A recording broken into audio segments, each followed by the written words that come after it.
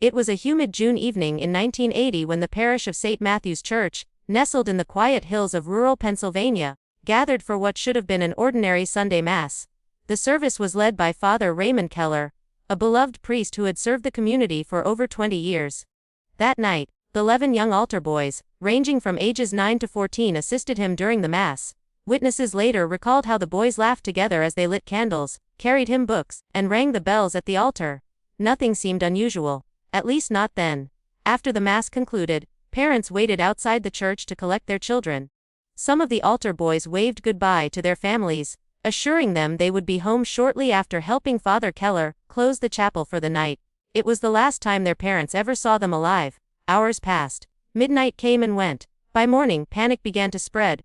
None of the 11 boys had returned to their homes. Their beds remained empty, and their bicycles stood untouched. The police were immediately called, and what followed was one of the most intensive search operations the small town had ever seen. Officers and volunteers combed the surrounding woods, dragged the nearby river, and even searched abandoned barns and farmhouses. Search dogs were brought in but curiously lost the boys, sent near the church basement door. Despite the overwhelming effort, not a single trace was found. No clothing, no footprints, no belongings. It was as though the boys had vanished into thin air. In the days that followed, parents gathered outside the church in grief and desperation, demanding answers. Some swore they saw Father Keller speaking to the boys near the sacristy after the congregation had left. Others whispered that Keller had locked the doors that night earlier than usual, leaving the children trapped inside. Rumors spread like wildfire, with theories ranging from runaway attempts to dark rituals, but no evidence could support any of them. The silence surrounding their disappearance was suffocating. As newspapers picked up the story, the small town of St. Matthew's became the center of national attention. Reporters arrived in droves, questioning whether something sinister had taken place behind the church's stained glass windows. Families of the missing boys pleaded on television, begging for their safe return. But the most unsettling detail of all remained: the same 11 children had entered the church that night, and not one ever walked out. The disappearance of the 11 altar boys shattered the town's sense of safety overnight. St. Matthew's Parish had always been the heart of the community, a place where families gathered every Sunday, and where children were trusted under the watchful care of Father Keller. But within days of the tragedy, the once crowded pews grew empty. Parents refused to allow their children anywhere near the church. What had been a sanctuary now felt like a haunting reminder of unanswered questions and unimaginable loss. Whispers began to circulate in hushed tones, growing louder with each passing day. Some townsfolk claimed they had heard strange noises echoing from beneath the church on the night of the disappearance. Low chants, and the rattling of chains. Others spoke of a hidden tunnel system, supposedly built under the rectory decades earlier, perhaps as a wartime shelter. Conspiracy theories spiraled into something darker, whispers of secret rituals, sacrifices, and the possibility that the priest himself was hiding something unholy behind the altar. Father Keller tried desperately to maintain calm, often appearing before reporters with tears streaming down his face, his voice trembling as he pleaded for the boys' safe return. He led candlelight vigils, prayed with grieving families, and insisted he was just as lost and heartbroken as everyone else. Yet, not all were convinced. A handful of parishioners swore they had seen him moving near the church basement well past midnight, carrying heavy objects covered in cloth. When questioned, Keller brushed off the claims as nonsense born of fear. Still, the unease in town deepened. The local police were overwhelmed, torn between pursuing leads and trying to manage the hysteria building among townsfolk. Mothers clutched their children tighter, fathers patrolled their own neighborhoods at night, and schools began holding assemblies urging students to walk home in groups. The disappearance of the boys wasn't just a tragedy anymore. It was a looming shadow, feeding paranoia and dread. For the first time in generations, the townspeople began locking their doors at night and keeping their windows shut. As weeks passed without answers, the town fractured. Some openly accused Father Keller, demanding his arrest, while others defended him fiercely, unwilling to believe their priest could be capable of such evil. The church stood at the center of it all, not as a place of faith, but as the epicenter of fear. And though no evidence directly tied Keller to the vanished boys, the gnawing suspicion that he knew more than he let on refused to die down. The community, once united, was now trapped in an atmosphere of suspicion, fear, and silence. As the months dragged on, the investigation into the missing altar boys began to unravel under the crushing weight of unanswered questions. The FBI had gone through every inch of the parish grounds, tearing up floorboards, excavating parts of the churchyard, and even draining the nearby quarry. Nothing surfaced. Not a shred of clothing, not a single trace of blood.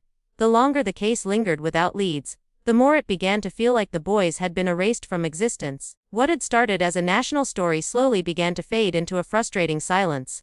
Father Keller, once a respected figure in the community, became the subject of relentless suspicion. Detectives interrogated him multiple times, probing his timeline of that fateful night. Each time, he stuck to the same story: the boys had left after helping him clean the altar, and he had locked the doors behind them. Without evidence, investigators could do little more than press harder, but Keller's calm demeanor only made some believe he was hiding something in plain sight.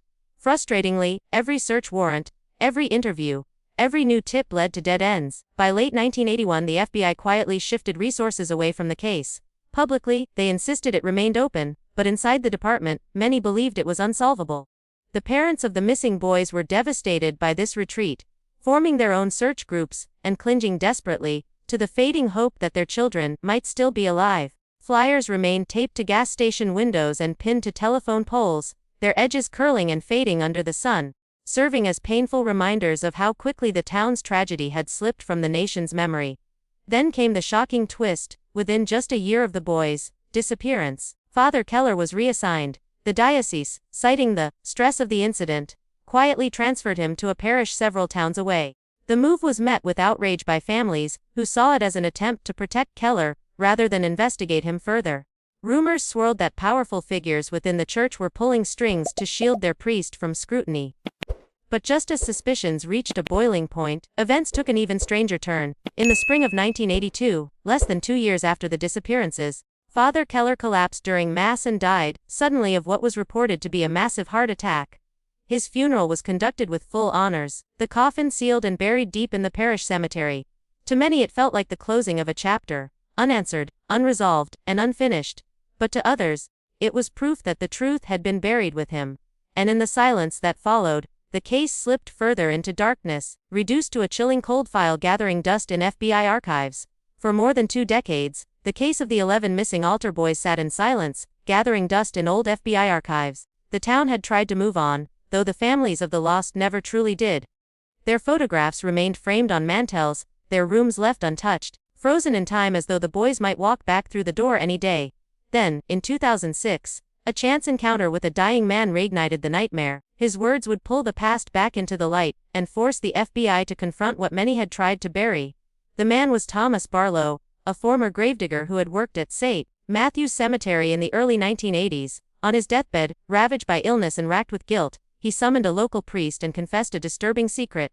He claimed that in 1982, when Father Keller's coffin was lowered into the ground, he had noticed something very strange. The coffin was far heavier than any single body he had ever buried, requiring 3 men to maneuver it. And though coffins were usually lowered 6 feet deep, Keller's had been ordered to be buried unusually deep, closer to 10 feet, at the request of the church. Barlow's account grew darker still. He swore he remembered hearing faint shifting inside the coffin as it was lowered, as though something loose or unsettled rested within. At the time, he convinced himself it was nerves or imagination, but the memory haunted him for the rest of his life. That coffin, he reportedly whispered to the priest, wasn't holding just one body. He begged the priest to pass along his testimony to the authorities, insisting that Father Keller had not gone to the grave alone. When the FBI received the report, most dismissed it as the ramblings of a dying man. Yet, there were details Barlow gave, specifics about the coffin's size, the way the church demanded it be sealed quickly, and how the cemetery workers were forbidden from lingering, that matched records and eyewitness accounts from 1982. The similarities were too precise to ignore. For the first time in over 2 decades, there was a reason to reopen the case that had haunted the town since 1980. Families of the missing boys rallied together, demanding action. They argued that if Barlow's claims were true, then the final resting place of Father Keller might also hold the remains of their children. After weeks of debate, and mounting pressure from both the media and the families, the FBI was granted permission to exhume the coffin. On a gray autumn morning in 2006, under the watchful eyes of law enforcement, townsfolk, and grieving relatives, the ground over Father Keller's grave was broken open. What they unearthed beneath the soil would shatter everything the town thought it knew about that night in 1980. The exhumation of Father Keller's coffin drew an uneasy crowd. Onlookers gathered behind barricades, clutching umbrellas as a light drizzle fell over the cemetery. Family members of the missing boys stood silently, some holding faded photographs of their children, their eyes locked on the grave as if this moment might finally give them answers after 26 long years. Reporters whispered among themselves, cameras trained on the muddy pit, as FBI agents and forensic experts worked in grim silence. The atmosphere was thick with dread, like the entire town was holding its breath. When the coffin was finally unearthed, its condition raised immediate suspicion. Unlike others buried nearby, Keller's coffin had been reinforced with heavy iron clasps and sealed far tighter than normal. It took several men with crowbars to pry it open. As the lid groaned and splintered under the pressure, the crowd instinctively leaned forward. Everyone expected to see the decayed remains of Father Keller alone. Instead, what lay inside silenced the cemetery in a wave of collective horror. At first glance, the interior seemed overcrowded, filled not only with the priest's skeletal remains but something else. Something smaller. As the team began carefully removing debris, the reality became undeniable. 11 small skeletons were packed tightly around Father Keller's corpse, their fragile bones tangled together, pressed against him as if forced into the coffin alongside his body. The children's skulls bore fractures, some showing evidence of blunt force trauma. The sight was so grotesque that one officer reportedly collapsed to his knees, unable to stomach the discovery. Word spread like wildfire. Families wailed in anguish, some fainting as the truth finally emerged before their eyes. The FBI immediately cordoned off the area, treating it as a crime scene, while forensic experts began cataloging each set of remains. For decades, the town had speculated endlessly about the fate of the missing altar boys. Now, the chilling answer lay uncovered in the mud, confirming the darkest of suspicions. It wasn't an accident, nor a case of children running away.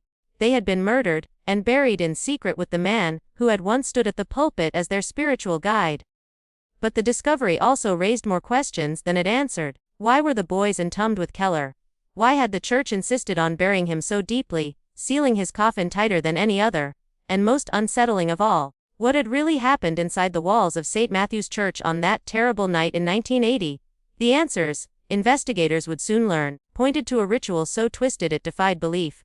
Forensic experts worked tirelessly for weeks, carefully examining every fragment of evidence from the exhumed coffin. Their findings painted a nightmarish picture of what had really happened on the night the altar boys disappeared.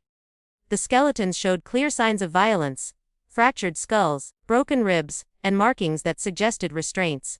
Some of the children appeared to have died from blunt force trauma, while others showed indications of asphyxiation. But it was the arrangement of the bodies inside the coffin that stunned investigators. Most of the boys had been positioned deliberately, almost ceremonially, around Keller's corpse, as though their deaths had been part of something far more sinister than murder. Digging deeper, the FBI uncovered Parish records from 1980 that raised disturbing questions. Receipts showed Father Keller had ordered unusual items in the months leading up to the disappearances: chains, locks, incense, and even hand-carved symbols etched into wooden planks that were not part of any known Catholic tradition. Several of these planks were later found hidden in the rectory basement, covered in dust, marked with strange sigils. Experts in occult practices suggested that Keller might have been attempting a ritual, one rooted in an ancient belief that binding souls to the dead could grant eternal life. The theory gained traction when investigators reviewed witness testimonies that had once been dismissed as paranoia. Parishioners who had spoken of eerie chanting beneath the church, the strange sounds of chains rattling, and Keller's unexplained late-night visits to the basement suddenly seemed credible. What had once been labeled rumor and hysteria now looked like fragments of a horrifying truth. If Keller had indeed conducted a ritual, the missing altar boys were not victims of chance, they were chosen. Journalists unearthed even darker details. In Keller's personal journals, hidden within the rectory walls, investigators found pages of cryptic writings. Lines scrawled in Latin spoke of binding innocence to sanctify the vessel, and the flesh of the young to nourish eternity. The entries grew increasingly erratic as the date of the disappearance drew closer, suggesting Keller had become consumed by his obsession. His handwriting deteriorated, words scratched into the page as though written in a frenzy. To the families, these writings confirmed what they had always feared: their children had been sacrificed for something unspeakably evil.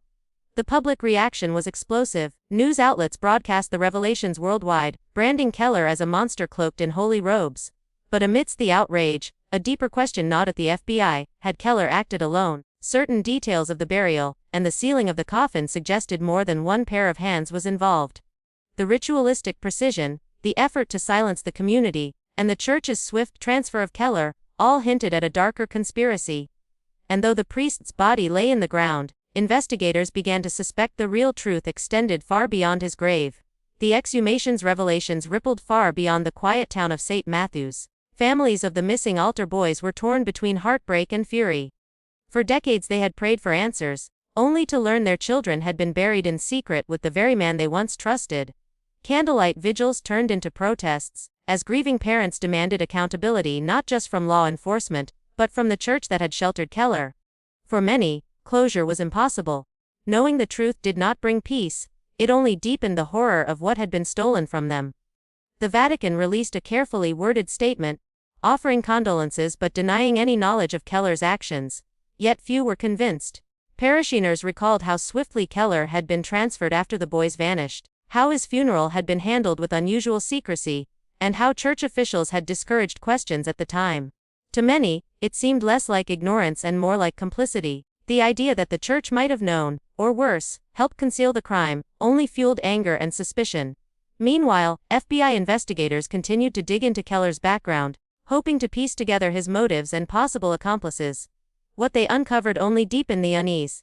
Financial records revealed unexplained transfers of money in Keller's name during the months leading to the disappearances. There were also missing pages from his journals, suggesting someone had deliberately removed critical information after his death. Even the coffin itself raised red flags. Why had it been ordered specially reinforced, and who had authorized its burial so deep underground? Each answer only seemed to breed more questions. Locals began to speak openly of conspiracies, convinced Keller was not the only one involved.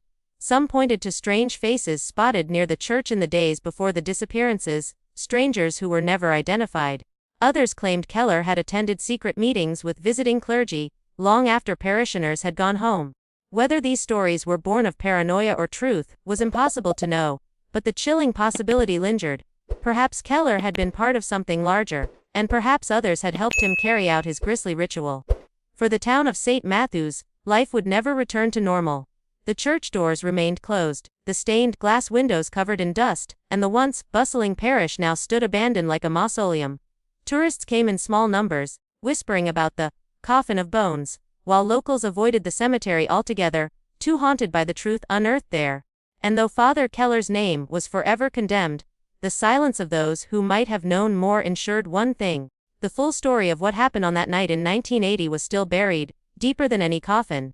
To this day, the truth of what really happened at St. Matthews remains shrouded in shadows. The exhumation proved the unimaginable, that Father Keller had taken the lives of 11 innocent altar boys, and carried his terrible secret to the grave. But it also left behind haunting questions that no one has been able to answer. Did he truly believe he could cheat death through ritual? Was he working alone? Or were others in the church complicit in burying the truth? The church may have closed its doors, but the scars left on the town and the families will never heal. Every year, on the anniversary of that night, candles are lit outside the abandoned parish, their flickering flames casting long shadows against the stone walls. Locals say that if you walk past the cemetery after midnight, you can still hear faint whispers rising from the ground. Whispers of children's voices, and the low chant of a priest who thought he could defy death. Some believe the story ended with Keller's coffin, but others insist that the real darkness, the one that helped him, is still out there waiting.